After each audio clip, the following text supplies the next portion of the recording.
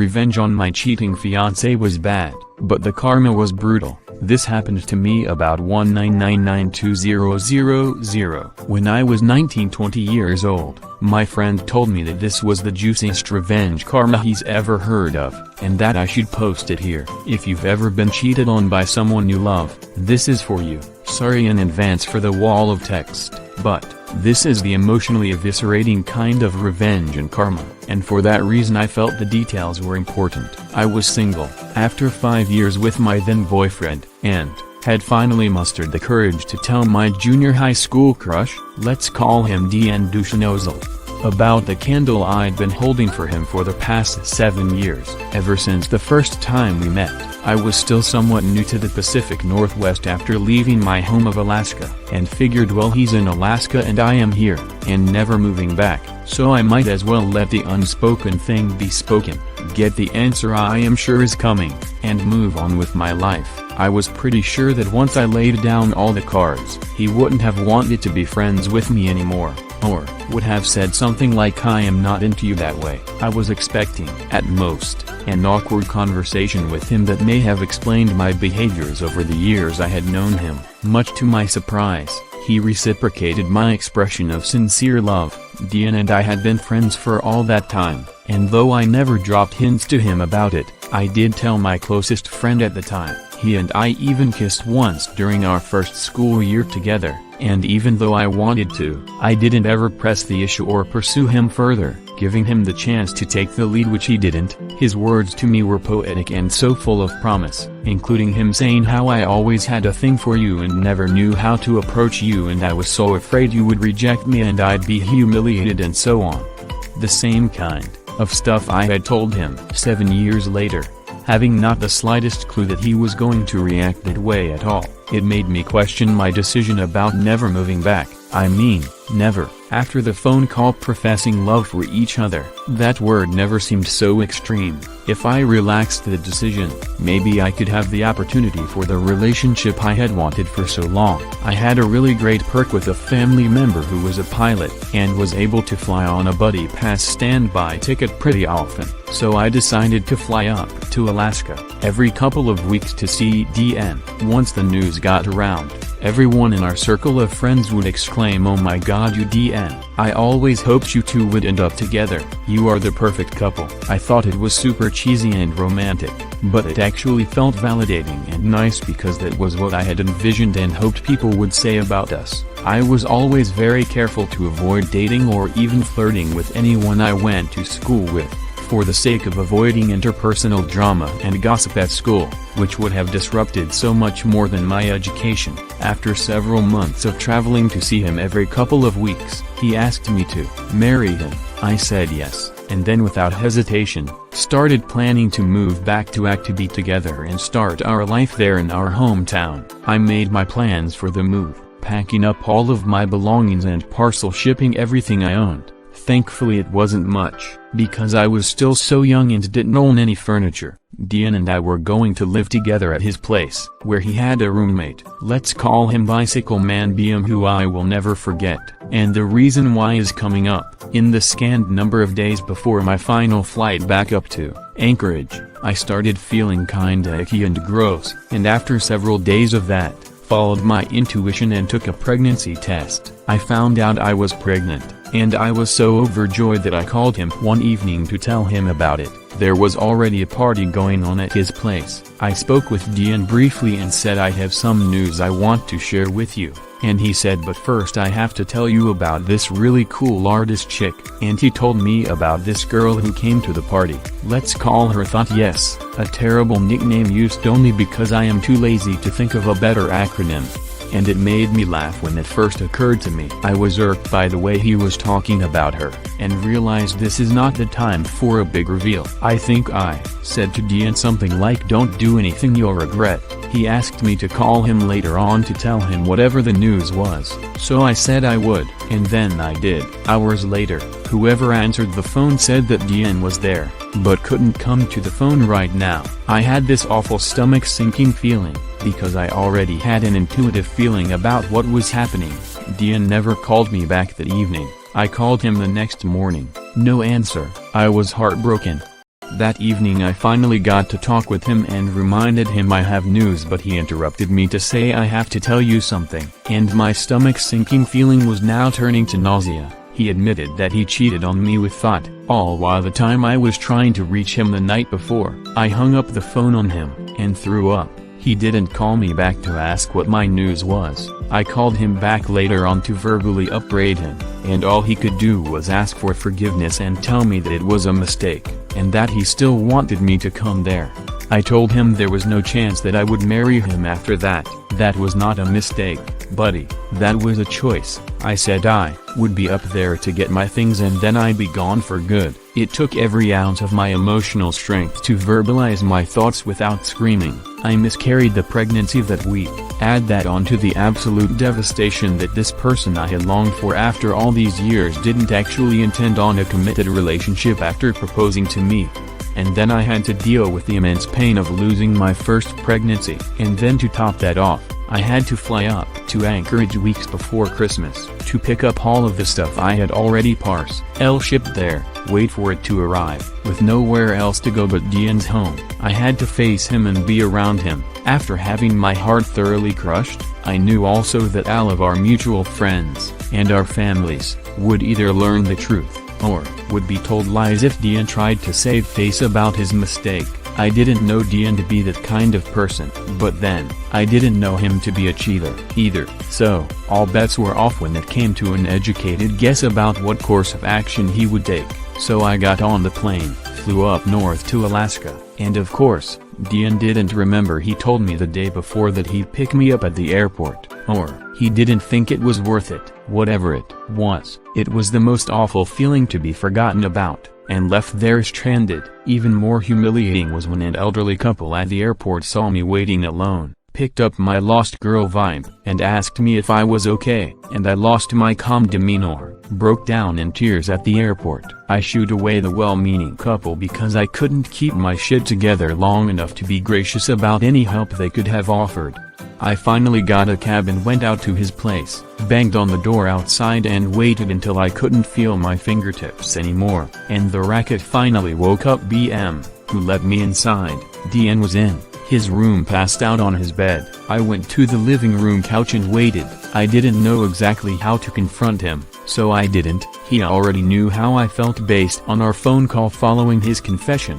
I acted like I no longer cared about it, because the last thing I wanted to be seen as was a crazy ex. There was no way I was going to let his behavior and choices besmirch my reputation, so I acted cool and dispassionate as if it were all just a matter of fact and to a relationship. I kept to myself as much as possible. Dian must have taken it as some sort of sign that we were just only friends, as if we never had a relationship, as if he had never asked me to marry him, and he had the bright idea to invite Thought over to meet me. As it turned out, Dian told Thought that I was just a friend and he never told her about our relationship, engagement, me visiting frequently to see him, me moving there to be with him, etc. It was like I was just erased and discarded. Looking back, this is a very clear case of a narcissist's relationship pattern of idealize, devalue, discard. Every moment between arriving there and leaving felt like it was just me crying and feeling so incredibly hurt that it broke my whole world. I had sacrificed my family, who had all moved to the Pacific Northwest by that point. I left my job, so that I could move back to Alaska and be with Dian. I was so into the idea of a relationship with him, it didn't even feel like I had sacrificed for the sake of our relationship, but I did. And it hit me that I sacrificed family and job who had never hurt me, at least not in the way Dian had hurt me. I regretted leaving them to be with Dian and his empty promise of love. When the news spread to our mutual friends and his family, no one could understand why Dian and I were split up. While everyone understood why I was crying and upset, no one really knew what to do with the constant stream of tears. I maintained my composure as being the not crazy ex to the best of my ability. This all happened in front of people who knew both of us for years. They were dumbfounded about Thought and what she was doing with Dian. They put the puzzle pieces together themselves. I kept my mouth shut and only stated facts when I was asked. Yes, Dean would rather be with her, so he is with her. I am here waiting for my things to arrive so that I can ship them back, and then I am getting on the next flight out of here. One day out of the total 2 weeks I was there, Biam came out of his room and saw me and my silent waterfall of tears. And just said to me, Dean is a total asshole. If I were you, I would be crying too. For some reason that made me feel better about the whole thing. Biam was a muscly badass to a young woman like me, and for him to say that made me feel like the world wasn't such a cruel place after all. I still had not told anyone about the pregnancy, or the loss, because even though I was grieving and in pain, if I mentioned any of that, I knew that I would be treated like a crazy ex who was making up stories to make him feel worse or make it all about poor me. And I just didn't need any more bullshit on top of that. I suffered in silence and perfected the art of crying, without making a sound so that I wouldn't draw anyone else's attention to my grief. Over those 2 weeks, Dean invited thought over frequently. He probably thought it was no big deal to me. He was not thinking about me or how his behavior was affecting me. I was in a state of shock. I never thought he would treat me like that. After I had known him for so long and had never seen him behave in that way, I stayed on the couch while the two of them had their fun in Dean's room, within earshot. A move that like is such an asshole thing to do that I am still surprised it didn't instantly place his likeness in the dictionary under the definition of sociopath. I didn't have the energy to confront Dean or to argue as to why doing something like that was cruel and heartless. If he didn't know that already, me telling him wasn't going to teach him the basics of empathy. I was so angry at him that I wanted to hurt him even worse than he had done to me. Before I left, I concocted a plan to poison his new relationship with thought. This is where the revenge plot comes into play. I am bisexual, and I knew that thought was at least flexible in that regard. And obviously she was willing to move fast with someone. So, at yet another party night, a seemingly regular occurrence at that house, I got thought all to myself before she got drunk, for long enough to seduce her. I shut both of us in Dean's room. Meanwhile, everyone else was getting too drunk to get that anything could have been happening in there. Dean was occupied with the guests and may not have noticed we were missing. After we were finished, I told her why I was there, and told her about my history with Dean. With an icy and dispassionate apathy that illustrated how much Dean was dead to me, I told her if he cares about me enough to propose to me and then do what he did with you. After I've known him for years, just imagine what he'll do to you. Suddenly she understood why I had been so somber when I was introduced to her. She had no idea that I was anything more than an innocent friend of Dean's. She didn't know why I was there in Alaska, or why I was waiting for boxes. She didn't know anything. She felt profoundly guilty and regretful, despite the fact that she didn't know any better. She had been deceived, and I had been too gracious to lose my cool or cause a scene at a house party or in front of anyone else, as would have been expected. When I was in private with her, I told her everything, including how I had pined after him since I was 12 years old because my adolescent hormones didn't know better. Dean walked in on us and must have assumed that nothing was wrong, only because nothing violent or terrible was happening in the moment. That was either hubris or drunkenness on his part. There was no confrontation. Again, the party went on, and thought left. The next day, Dean asked me what I was doing with thought. I said to him she was an easy piece of ass, and I am not surprised you were able to get busy with her the same day you met her. I just happened to do the same thing you did. I didn't see her that way. I said that to her because it was the most emasculating thing I could think of. The look on his face seemed to suggest that his dick had shriveled and inverted into his body. He looked more mortified than I've ever seen him. I still played my poker face. He didn't know what to say after that, so he said nothing and changed the subject. I made him feel just as small and insignificant as he had made me feel. Mission accomplished, or so I thought. There's more. I got my belongings finally, and shipped them all straight back to where they came from. I got myself on another flight out of there a day or so later. Didn't ever see thought again. I didn't hear from Dean again for the next 5 years. 5 years later, I was married, and had just learned that week that I was pregnant with my first child. I got an email from Dean. He tracked me down through social media back in 2005. He said that he wanted to catch up with me, and so I obliged him with a phone call. thinking I was gonna gloat about being married and having a kid or some shit. DN told me all about all the karma that went down after I left. Said you didn't go crazy while you were here, but whatever you did planted a seed that grew into something that destroyed my life. He didn't say that word for word, but close to it. I think he used the word cancer in there somewhere. Perhaps my intentions to avenge my dead fetus invited my guardian angels. Demons may be more likely to intercede in the situation. Karma, in order of appearance, thought cheated on him with his best friend, and then moved in with the dude only 2 weeks after I had left. Ouch. He got fired from his job on Christmas Eve. His boss was another mutual friend who heard about what he did to me. Decided he didn't want the guy working at his video store anymore. Ouch. His truck broke down in front of an electrical station, got impounded.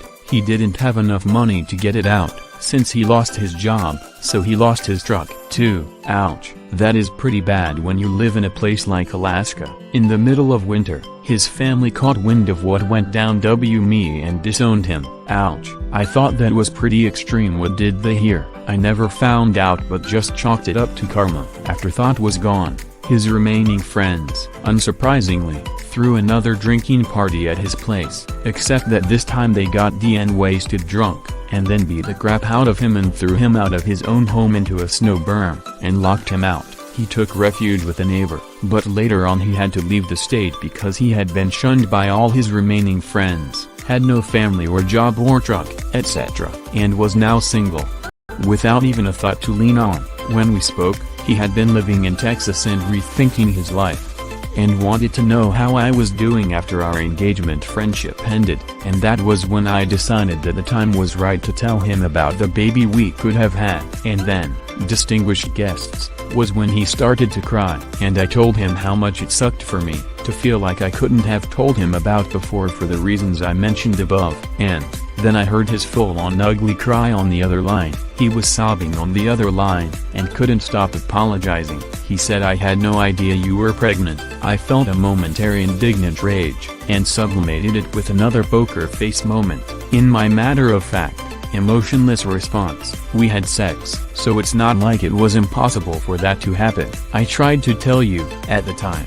It was more important for you to confess your horrible choice than listen to my news. You didn't have any idea that I was pregnant because you didn't care to. No, you didn't even ask." More sobs on the other end of the line, and more apologies than I've ever heard in my life from anyone. I ended our call by saying, "It's really okay, I don't hate you." I wanted to say I pity you, but held my tongue. Things are better for me now. I am married, and we just found out that we are pregnant with our first child. Anyway, it's really been nice catching up with you, and finding out what happened with your life. Sorry to hear it's been difficult. Let's keep in touch. He didn't. I don't know why he bothered contacting me in the first place, because he must have had some idea how that call was going to go down, but he probably wasn't counting on finding out that he could have been a father, and we could have had a family together, if only he hadn't crushed the heart of someone who actually cared about him. In hindsight, that relationship was nothing more than me confusing his charm, his words, and my infatuation and pining away for actual love. I spent so much time wondering and questioning what I had done to deserve him doing all of that to me. What I didn't realize was that he didn't do any of it because of me, or to punish me for any reason. He did all of that because the only person he had been thinking about was himself. It took me many more years before I would learn how to identify narcissistic behavior, and now, looking back, I realized that I had narrowly escaped getting myself stuck in Alaska and romantically committed to a person who has little capacity for empathy, and doesn't feel remorse when he wrongs someone. I learned how to get revenge by maintaining my grace and composure, stating only the facts, keeping my emotions to myself and my demeanor together, just long enough to plant doubt in the heart of the new other woman.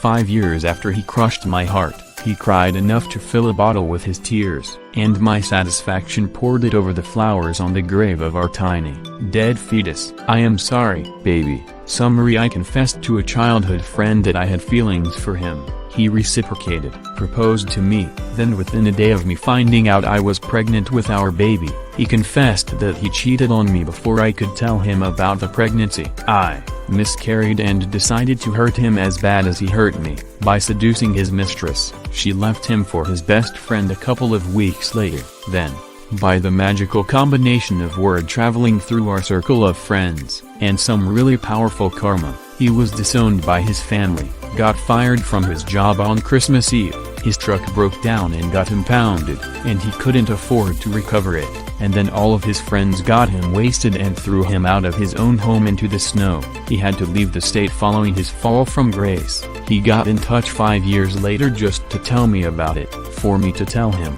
finally, about our dead fetus, and that I had moved on, got married, and was pregnant and starting a family with my husband. Hit like if you enjoyed this video. Consider subscribing to our channel.